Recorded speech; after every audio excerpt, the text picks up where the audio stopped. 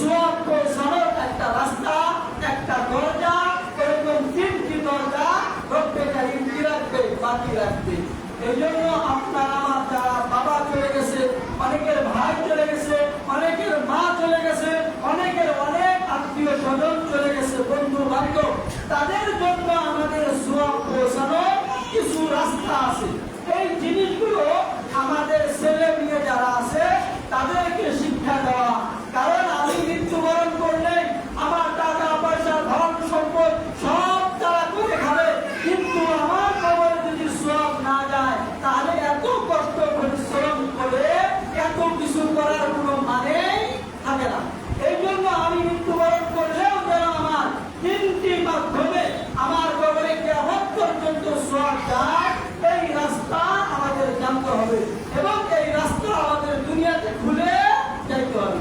রাসূল আকরাম সাল্লাল্লাহু আলাইহি ওয়াসাল্লাম বলেন, ইযা মাতাল ইনসান ইনকাতা আমালুহু।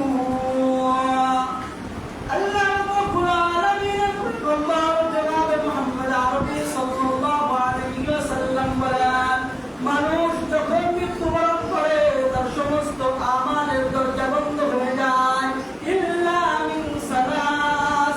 3টি এমন আমালের দরজা রব্বে কারীম রাখছে, এই 3টি আমালের দরজা কিয়ামত পর্যন্ত বন্ধ হয় না।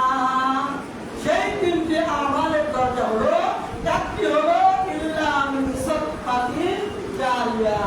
মানুষ মৃত্যুবরণ করার পরে তার ছেলে মেয়ে আত্মীয় স্বজন অথবা সে জীবিত অবস্থায় কোনো একটা মসজিদ করে দিয়ে গেছে, অথবা জনগণ ব্যবহার করে তারা ফায়দা নেয়, এরকম একটা রাস্তা, এরকম একটা ঘাট, এরকম একটা জিনিস দিয়ে গেছে সে জীবিত অবস্থায়, এখন সে মৃত্যুবরণ করছে, তাহলে এরকম সদকায়ে জারিয়া কি করে যাইতে পারে? এই সদকায়ে জারিয়া কিয়ামত পর্যন্ত ওই বান্দার কবরে সোয়াব রব্বে কারীম দান করতে থাকবে।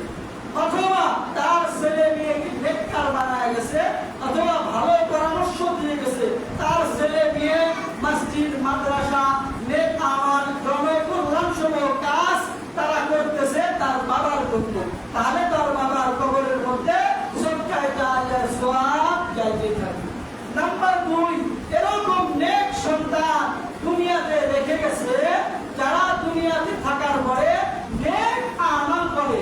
এই নেক আমল করার কারণে, কারণ তার বাবার ফসল হলো তার ছেলে মেয়ে, এই নেক আমল করার কারণে যদি দোয়া জীবনে নাও করে, এরপরে নেক আমল করার কারণে এর মধ্যে এই সম পরিমাণ সোয়াব আল্লাহ তাআলা তার কবরের মধ্যে করবে, দান করবে। নাম্বার 3, যে দুনিয়াতে জীবিত অবস্থায় এমন ইলম শিক্ষা করছে, এই ইলম দ্বারা মানুষকে ফায়দা দিছে, মানুষকে কোরআনুল কারীম হাদিসের